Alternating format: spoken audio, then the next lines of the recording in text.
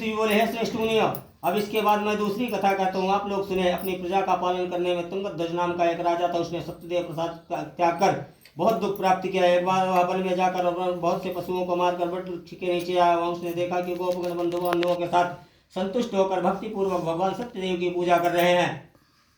राजा यह देखकर भी अहंकार वासना तो वहां गया और ना ही उसने भगवान सत्यनारायण को प्रणाम किया। पूजन के बाद सभी गोपगण भगवान का प्रसाद राजा के समीप रख वहां लौट आए और इच्छा अनुसार उनकी सभी ने भगवान का प्रसाद ग्रहण किया। इधर राजा को प्रसाद का परित्याग करने से बहुत दुख हुआ।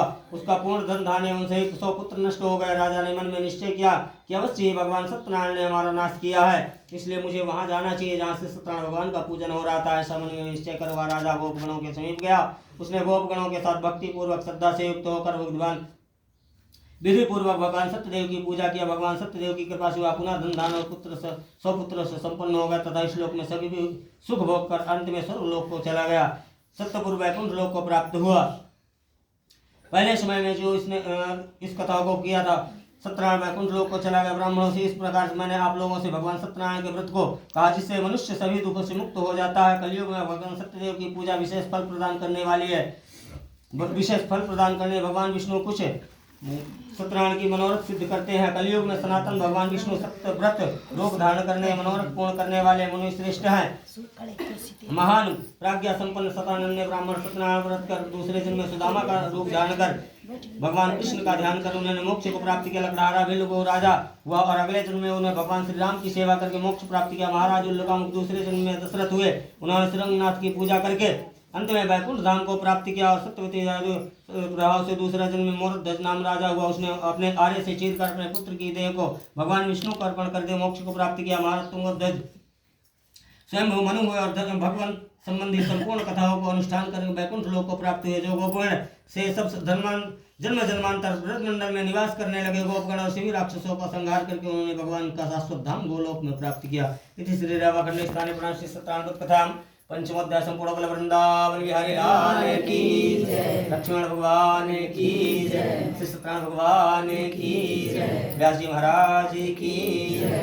श्रीमन्नारायण नारायण नारायण लक्ष्मण नारायण नारायण नारायण लक्ष्मी नारायण नारायण नारायण श्री गुरु नारायण नारायण नारायण श्रीमन्नारायण नारायण नारायण भजमन नारायण नारायण नारायण श्री गुरु नारायण नारायण नारायण श्रीमन्नारायण नारायण नारायण लक्ष्मी नारायण नारायण नारायण श्री गुरु नारायण नारायण नारायण भजमन नारायण नारायण नारायण श्रीमन्नारायण नारायण नारायण लक्ष्मी नारायण नारायण नारायण श्री गुरु नारायण नारायण नारायण सेवरी के भर सुरारी के तांदूल सेवरी के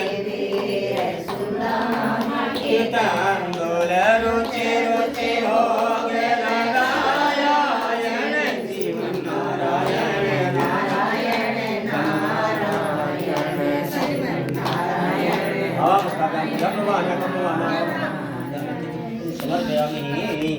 बोले लक्ष्मण भगवान की जय। वृंदावन बिहारी लाल की जय।